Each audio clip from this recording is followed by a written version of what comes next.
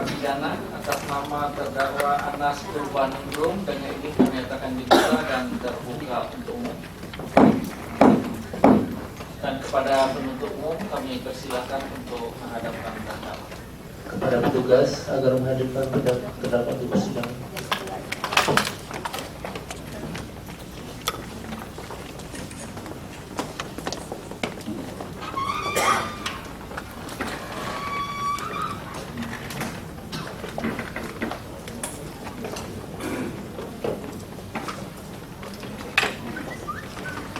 Baik, saudara terdakwa, apakah hari ini sehat?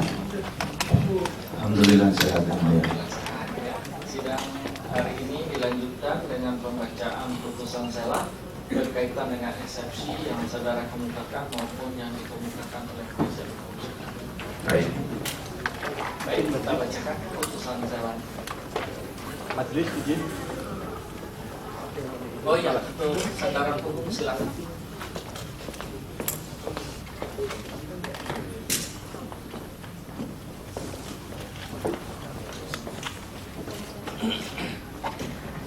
Baik, majelis akan membacakan putusan selah.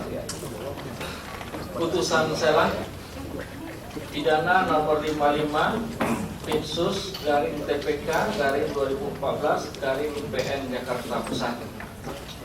Demi keadilan berdasarkan ketuhanan yang Maha Esa, Pengadilan Tindak Pidana Korupsi pada Pengadilan Negeri Jakarta Pusat yang mengadili perkara tindak pidana korupsi dalam perkara terdakwa nama lengkap Anas Urbaningrum, tempat tanggal lahir Blitar 15 Juli 1969, umur 45 tahun, jenis kelamin laki-laki, kebangsaan Indonesia, tempat tinggal Jalan Teluk Semangka C4 garing 7 Durensawit Jakarta Timur, agama Islam, pekerjaan mantan anggota DPR RI, pendidikan terakhir S2. Terdakwa ditahan dalam rumah tahanan negara di Rutan Kelas 1 Cipinang, Jakarta Timur, cabang KPK yang beralamat di Jalan Rasuna Said, Kafling C 1, Jakarta Selatan. Mulai dari penyidik sampai dengan saat ini terhitung sejak tanggal 10 Januari 2014 sampai dengan saat ini. Terdakwa di persidangan didampingi oleh penasihat hukumnya Profesor Dr. Anang Buyung Nasution, Pia AR Akbar Nasution, M. Sadli Hasibuan, Indra Nathan Kusnadi, Marlon E. Tobing, Abdul Qadir, Aryo Hardibowo, Firman Wijaya, Tina Haryaningsih, Asmar Umar Saleh, Karel Tikualu, Arif Patra Wijaya, Handika, Abdul Ghani Latar, Slamet Triyanto, Denny Haryatna, Hindun dan Hindun Anissa. Para advokat dan konsultan hukum yang tergabung dalam tim pembela Anas Urbaningrum yang memilih domisili hukum di kantor Anang Buyung Nasution and Partner Law Firm beralamat di Plaza Alstom lantai 3 Jalan TB Simatupang, Kafling IS 1, Jakarta, berdasarkan surat kuasa khusus dari terdakwa tertanggal 26 Mei 2014. Pengadilan negeri tersebut telah membaca dan memperhatikan surat dakwaan penuntut umum pada KPK terhadap terdakwa, telah membaca dan memperhatikan eksepsi atau keberatan dari terdakwa dan dari penasihat hukum terdakwa terhadap surat dakwaan penuntut umum, telah membaca dan memperhatikan pendapat atau tanggapan penuntut umum pada KPK terhadap eksepsi atau keberatan terdakwa dan tim penasihat hukum terdakwa, menimbang bahwa terdakwa oleh penuntut umum pada KPK telah didakwa dengan dakwaan sebagai berikut. Dakwaannya tidak kami bacakan lagi, kami sebut Dakwaan ke-1 primer melanggar ketentuan pasal 12 huruf A Yunto pasal 18 Undang-Undang Nomor 31 Tahun 1999 tentang pemberantasan tindak pidana korupsi sebagaimana telah diubah dengan Undang-Undang Nomor 20 Tahun 2001 tentang perubahan atas Undang-Undang Nomor 31 Tahun 1999 Yunto pasal 64 ayat 1 KUHP. Subsidiar melanggar ketentuan pasal 11 Yunto pasal 18 Undang-Undang RI Nomor 31 Tahun 1999 sebagaimana telah diubah dengan Undang-Undang Nomor 20 Tahun 2001 Yunto pasal 64 ayat 1 KUHP. Dan kedua, melanggar pasal 3 Undang-Undang Nomor 8 Tahun 2010 tentang pencegahan dan pemberantasan tindak pidana pencucian uang Yunto pasal 65 ayat 1 KUHP. Dan ketiga, melanggar pasal 3 ayat 1 huruf C Undang-Undang Nomor 15 Tahun 2002 tentang tindak pidana pencucian uang sebagaimana telah dirubah dengan Undang-Undang RI Nomor 25 Tahun 2003. Menimbang bahwa terhadap dakwaan penuntut umum pada KPK sebagaimana tersebut di atas, maka terdakwa telah mengajukan eksepsi atau keberatan yang pada pokoknya adalah sebagai berikut. Bahwa penuntut umum dalam menyusun surat dakwaannya sangat spekulatif, imajiner, fiktif, tidak menggambarkan kenyataan atau fakta, tidak mengandung kebenaran, serta menggunakan metode otak-atik gatot atau metode yang mengkait-kaitkan dan mengira-ngira. Karena metode yang mengkait-kaitkan dan mengira-ngira adalah cara yang sangat dipaksakan yang berbasis pada persangkaan buruk dan perkiraan-perkiraan yang tidak jelas, sehingga sangat melukai rasa keadilan dan martabat kemanusiaan. Yang pada intinya terdakwa menyatakan bahwa seluruh dakwaan jaksa penuntut umum adalah tidak mengandung kebenaran dan tidak berdasarkan fakta yang sebenarnya, serta didasarkan pada bukti dan keterangan saksi yang tidak kredibel, sehingga mengandung cacat bawaan dari segi otentisitas. Fakta persidangan harus dijadikan dasar untuk menemukan kebenaran dan keadilan. Tetapi pada beberapa pemberitaan pada tanggal 11 dan 12 April 2014, ketika belum selesai pemeriksaan di tingkat penyidikan, juru bicara KPK menyatakan bahwa terdakwa akan dituntut lebih berat, sehingga terdakwa mempertanyakan apakah proses persidangan ini masih punya manfaat. Karena pada saat di tingkat penyidikan sudah ada pernyataan yang disampaikan juru bicara KPK bahwa terdakwa akan dituntut lebih berat. Terdakwa mempertanyakan apakah itu makna rangkaian terdakwa mempertanyakan apakah maknanya rangkaian persidangan dengan segala fakta-fakta yang terungkap di persidangan dan kerja keras majelis hakim, penuntut umum, penasihat hukum dan terdakwa tidak dinilai penting. Apakah itu petunjuk untuk tidak menghormati proses hukum yang sedang berlangsung?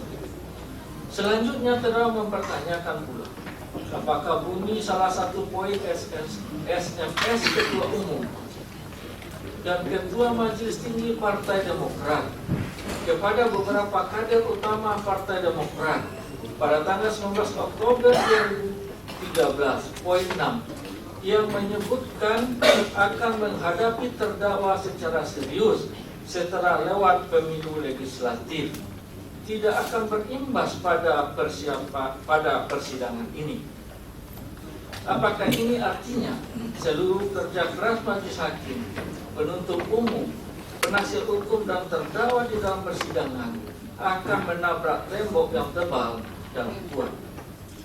Terakhir, terdakwa mengharapkan suatu proses persidangan yang objektif, adil, mandiri, tanpa tekanan, dari tangan-tangan kekuasaan dan opini yang orkestrasi.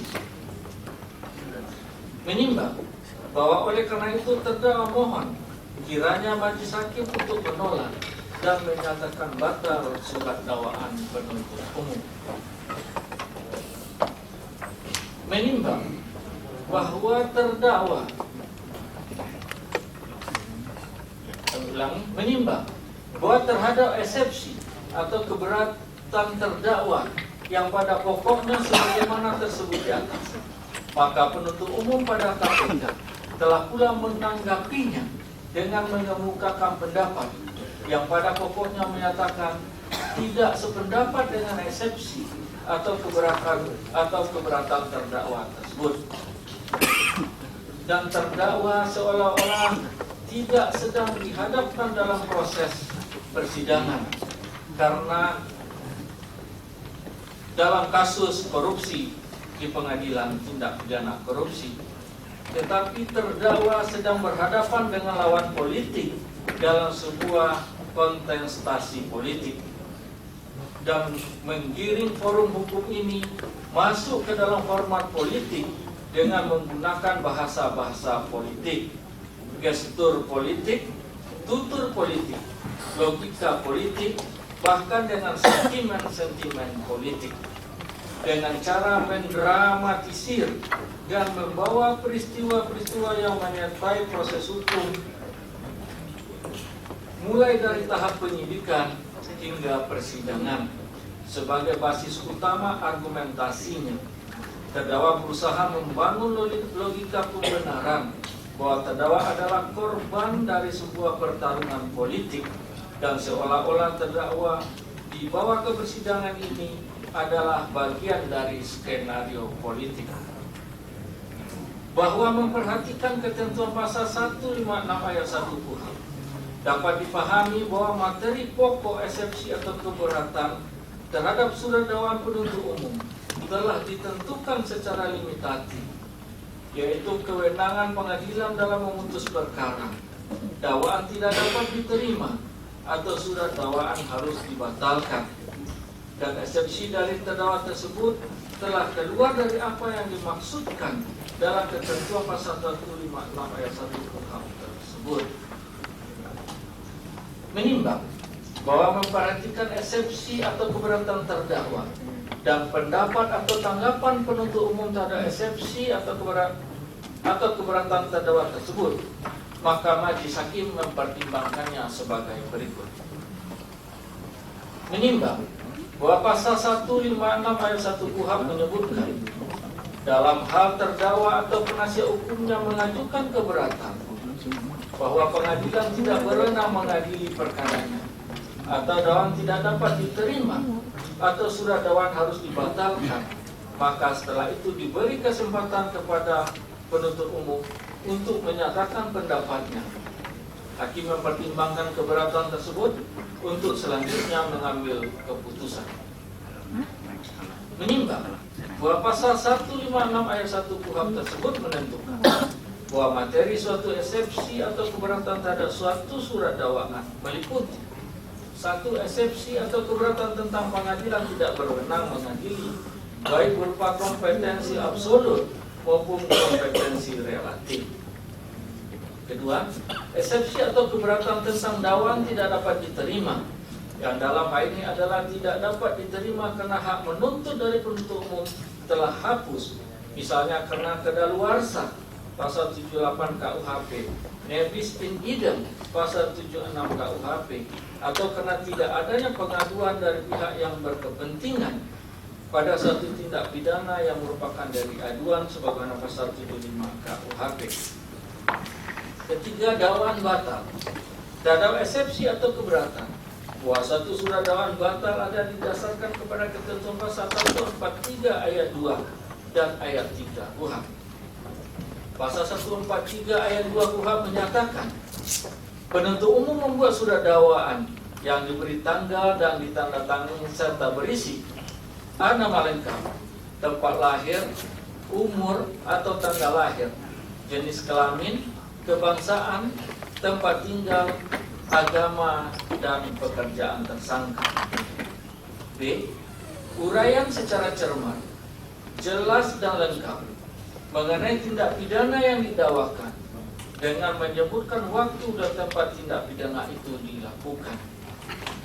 Pasal 143 ayat 3 KUHP menegaskan bahwa surat dakwaan yang tidak memenuhi ketentuan sebagaimana yang dimaksud dalam ayat 2 huruf B adalah batal demi hukum. Menimbang bahwa memperhatikan eksepsi atau keberatan dari terdakwa yang pada pokoknya sebagaimana tersebut di atas, ternyata bahwa eksepsi atau keberatan terdakwa tersebut hanyalah membantah tentang isi materi dakwaan, bahwa isi materi dakwaan adalah tidak benar, tidak cukup bukti, spekulatif, imajiner, rekayasa atau fiktif, yang mana hal tersebut akan terjawab setelah dilakukan pembuktian di persidangan. Menimbang bahwa oleh karena eksepsi atau keberatan dari terdakwa tersebut telah memasuki materi pokok perkara yang tunduk kepada hukum pembuktian, maka eksepsi atau keberatan dari terdakwa tersebut haruslah dinyatakan tidak beralasan menurut hukum dan ditolak. Menimbang bahwa selanjutnya majelis hakim akan mempertimbangkan tentang eksepsi atau keberatan yang diajukan oleh tim penasihat hukum terdakwa sebagai berikut. Menimbang bahwa tim penasihat hukum terdakwa mengemukakan eksepsi atau keberatan yang pada pokoknya adalah sebagai berikut. Pertama, penuntut umum KPK tidak berwenang melakukan penuntutan tindak pidana pencucian uang dengan alasan sebagai berikut. Bahwa berdasarkan pasal 1 ayat 2 Undang-Undang Nomor 16 Tahun 2004 tentang Kejaksaan menyatakan penuntut umum adalah jaksa yang diberi wewenang oleh undang-undang ini untuk melakukan penuntutan dan melaksanakan penetapan hakim. Selanjutnya penjelasan pasal 2 ayat 3 Undang-Undang Kejaksaan tersebut menyatakan yang dimaksud dengan kejaksaan adalah satu dan tidak terpisah, adalah suatu landasan yang bertujuan memelihara kesatuan kebijakan di bidang penuntutan sehingga dapat menampilkan ciri khas yang menyatu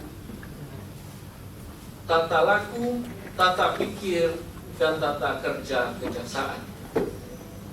Sementara pasal 75 Undang-Undang Nomor 8 Tahun 2010 tentang pencegahan dan pemberantasan tindak pidana pencucian uang menyatakan dalam hal penyidik menemukan bukti permulaan yang cukup terjadinya tindak pidana pencucian uang dan tindak pidana asal, penyidik menggabungkan penyidikan tindak pidana asal dengan penyidikan tindak pidana pencucian uang dan memberitahukan kepada PPATK bahwa berdasarkan pasal 75 Undang-Undang TPPU tersebut, penggabungan perkara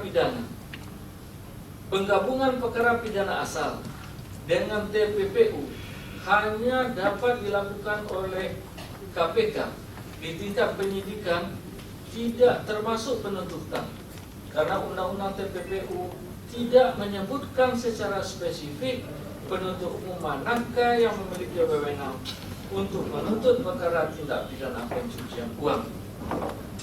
Atas dasar itu, penuntut umum yang dimaksud oleh Undang-Undang TPPU adalah penuntut umum berdasarkan pasal 1 ayat 2 Undang-Undang Kejaksaan, junto penjelasan pasal 2 ayat 3 Undang-Undang Kejaksaan.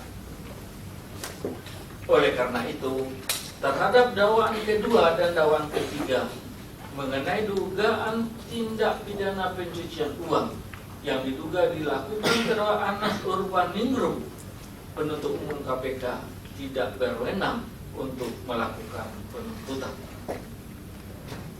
Menimbang bahwa terhadap eksepsi atau keberatan tim penasihat hukum terdakwa tersebut, maka penuntut umum membantahnya dan mengemukakan pendapat atau tanggapan yang pada pokoknya menyatakan bahwa eksepsi atau keberatan tim penasihat hukum terdakwa tersebut mencerminkan sebuah pemahaman hukum yang sangat legalistik, deterministik, dan bahkan cenderung berpikir hukum yang sempit. Mencermati kembali spirit dari hukum pidana pada prinsipnya tidak hanya dimaksudkan sebagai pemidanaan dalam artian pembalasan, akan tetapi harus mampu memberikan efek pencegahan, perlindungan, pengentaran, dan memberikan manfaat kepada pelaku, bangsa, dan masyarakat, antara lain melalui aset recovery. Hukum tidak hanya berorientasi pada kepastian hukum belaka, akan tetapi juga harus berorientasi pada keadilan dan kemanfaatan bagi masyarakat dan bangsa yang menjadi addressed norm daripada hukum.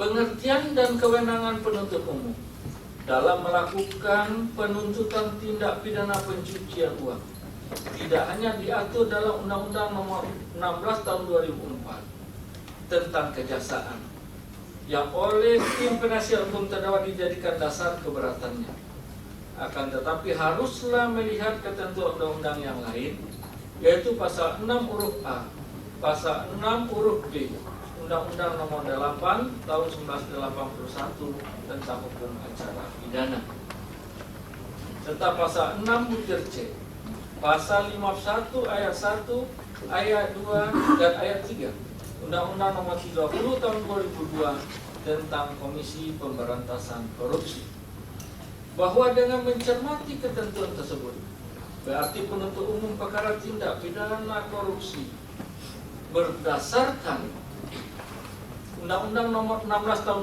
2004 tentang kejaksaan maupun berdasarkan Undang-Undang Nomor 30 Tahun 2002 tentang Komisi Pemberantasan Tindak Pidana Korupsi adalah jaksa sebagaimana dimaksud pasal 6 butir A Undang-Undang Nomor 8 Tahun 1981 tentang uang, bahwa bukan hanya landasan yuridis saja yang mendasari jaksa penuntut umum pada KPK untuk menuntut tindak pidana dan tindak pidana korupsi dan tindak pidana pencucian uang, tetapi landasan filosofisnya sudah sangat terang, yaitu sejalan dengan landasan eksistensi KPK dan upaya mencapai tujuan hukum melalui pemberantasan tindak pidana korupsi dan tindak pidana pencucian uang yang menyertainya. Oleh karena tindak pidana korupsi selaku predikat crime masuk dalam kewenangan penyidikan dan penuntutan oleh KPK, sehingga KPK tetap berwenang dalam tugas dan tanggung jawabnya untuk memberantas tindak pidana korupsi, berkewajiban pula atau berhak menyidik dan menuntut tindak pidana pencucian uang yang predikat crime-nya dari tindak pidana korupsi. Menimbang bahwa memperhatikan eksepsi atau keberatan tim penasihat hukum terdakwa dan pendapat atau tanggapan penuntut umum terhadap eksepsi atau keberatan tim penasihat hukum terdakwa tersebut, maka majelis hakim mempertimbangkannya sebagai berikut. Menimbang bahwa pasal 74 Undang-Undang Nomor 8 Tahun 2010 tentang TPPU menyebutkan penyidik tindak pidana pencucian uang dilakukan oleh penyidik tindak pidana asal sesuai dengan ketentuan hukum acara dan ketentuan peraturan perundang-undangan, kecuali ditentukan lain menurut undang-undang ini. Sedangkan penjelasan pasal 74 Undang-Undang Nomor 8 Tahun 2010 tentang TPPU tersebut menegaskan bahwa yang dimaksud dengan penyidik tindak pidana asal adalah penyidik dari instansi yang oleh undang-undang diberi kewenangan untuk melakukan penyidikan, yaitu Kepolisian Negara RI, Kejaksaan, Komisi Pemberantasan Korupsi atau KPK, Badan Narkotika Nasional atau BNN, serta Direktorat Jenderal Pajak dan Direktorat Jenderal Bea dan Cukai Kementerian Keuangan RI. Penyidik tindak pidana asal dapat melakukan penyidikan tindak pidana pencucian uang apabila menemukan bukti permulaan yang cukup terjadi tindak pidana pencucian uang, saat melakukan penyidikan tindak pidana asal sesuai kewenangannya. Selanjutnya pasal 76 ayat 1 Undang-Undang Nomor 8 Tahun 2010 tentang TPPU tersebut menyebutkan pula bahwa penuntut umum wajib menyerahkan berkas perkara tindak pidana pencucian uang kepada pengadilan negeri paling lama 30 hari. Kami ulangi, paling lama 30 hari kerja terhitung sejak tanggal diterimanya berkas perkara yang telah dinyatakan lengkap. Di dalam pasal 74 Undang-Undang Nomor 8 Tahun 2010 tentang TPPU secara tegas disebutkan bahwa penyidik tindak pidana pencucian uang dilakukan oleh penyidik tindak pidana asal sesuai dengan ketentuan hukum acara dan ketentuan peraturan perundang-undangan kecuali ditentukan lain menurut undang-undang yang bersangkutan. Sedangkan untuk proses penuntutannya, khususnya untuk perkara tindak pidana korupsi, pasal 76 Undang-Undang Nomor 8 Tahun 2010 tentang TPPU tidak secara tegas menyebutkan tentang penuntut umum yang mana yang berwenang untuk menuntut terdakwa tindak pidana pencucian uang. Apakah penuntut umum pada lembaga kejaksaan ataukah penuntut umum pada KPK, sehingga keadaan tersebut menimbulkan permasalahan hukum dan perdebatan yang berlarut-larut di setiap perkara TPPU. Menimbang bahwa terhadap permasalahan hukum tersebut dan perdebatan tersebut, maka sudah seharusnya pengadilan melalui majelis hakim aku memberikan suatu solusi dan penyelesaiannya,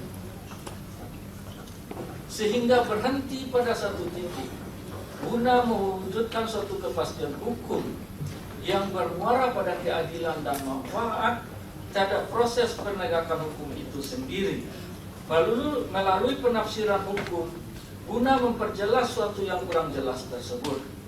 Karena hakim dapat melakukan penafsiran hukum guna memperjelas peraturan hukum yang tidak jelas dan dapat melahirkan hukum atau judgment law apabila aturan hukum yang ada telah tertinggal oleh perkembangan masyarakat.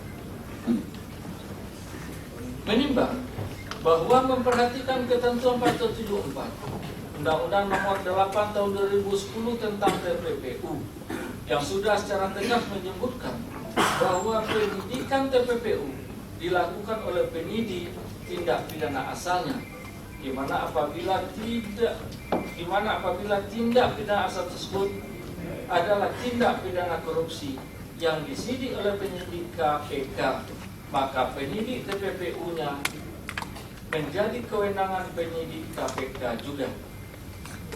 Sedangkan proses penuntutan adalah merupakan kelanjutan dari proses penyidikan tersebut. Sehingga dengan demikian, penuntut umum yang dimaksud oleh ketentuan pasal 76 Undang-Undang Nomor 8 Tahun 2010 tentang TPPU tersebut adalah penuntut umum pada lembaga atau instansi yang berhubungan erat dengan proses penyidikannya semula. Dengan kata lain, apabila predikat crime-nya adalah tindak pidana korupsi yang disidik oleh penyidik KPK, maka kewenangan penuntutannya juga berada pada penuntut umum pada KPK. Sedangkan apabila predikat crime-nya disidik oleh kepolisian, BNN atau jaksa penyidik, maka kewenangan penuntutannya berada pada instansi jajaran Kejaksaan Agung. Hal ini juga sejalan dengan azas peradilan cepat, sederhana, dan biaya ringan. Melaksanakan hukum tidak hanya sekedar menurut kalimat dari peraturan saja, tetapi harus menurut semangat dan makna yang lebih dalam dari peraturan perundang-undangan tersebut. Menjalankan hukum harus pula dengan determinasi, empati, dedikasi, dan komitmen terhadap keadilan. Menimbang bahwa dengan demikian, majelis hakim berpendapat bahwa penuntut umum KPK adalah berwenang melakukan penuntutan tindak pidana pencucian uang dalam perkara ini. menimbang bahwa dengan demikian eksepsi atau keberatan penasihat hukum terdakwa pada poin 1 tersebut di atas harus dinyatakan tidak beralasan menurut hukum dan ditolak. Kedua, eksepsi bahwa surat dakwaan ke-1 primer dan surat dakwaan ke-1 subsidiar ada dakwaan yang batal dan dihukum dengan alasan sebagai berikut. Pada dakwaan ke-1 primer dan dakwaan kedua subsidiar, penuntut umum telah menuduh terdakwa Anas Urbaningrum yang kala itu berstatus sebagai anggota DPR RI bersalah karena menerima hadiah atau janji sehubungan dengan pertama, membantu pencalonannya sebagai ketua umum dalam Kongres Partai Demokrat tahun 2010. Kedua, keperluan persiapan pencalonan ketua umum Partai Demokrat. Ketiga, keperluan pelaksanaan pemilihan ketua umum Partai Demokrat. Keempat, penerimaan 1 unit mobil Toyota Harrier nomor polisi B15AUD seharga 670 juta rupiah. Penerimaan lain berupa fasilitas survei dari PT Lingkar Survei Indonesia. Penerimaan berupa 1 unit mobil Toyota Velfire nomor B69AUD. Bahwa perumusan dakwaan sesuai dengan jurisprudensi dan ilmu hukum wajib memenuhi 2 syarat, yaitu harus lengkap dan cermat serta harus dapat dimengerti. Seandainya dakwaan penuntut umum itu benar, maka dalam dakwaan hanya menjadikan terdakwa Anas Urbaningrum sebagai pelaku tunggal. Padahal dalam surat dakwaan ke-1 primer dan ke-1 subsidiar banyak pihak yang disebut selain terdakwa yang memiliki peran penting dan menentukan dugaan terjadinya tindak pidana, bahkan secara hukum layak didakwa dan dimintakan pertanggungjawaban hukum dalam persidangan ini.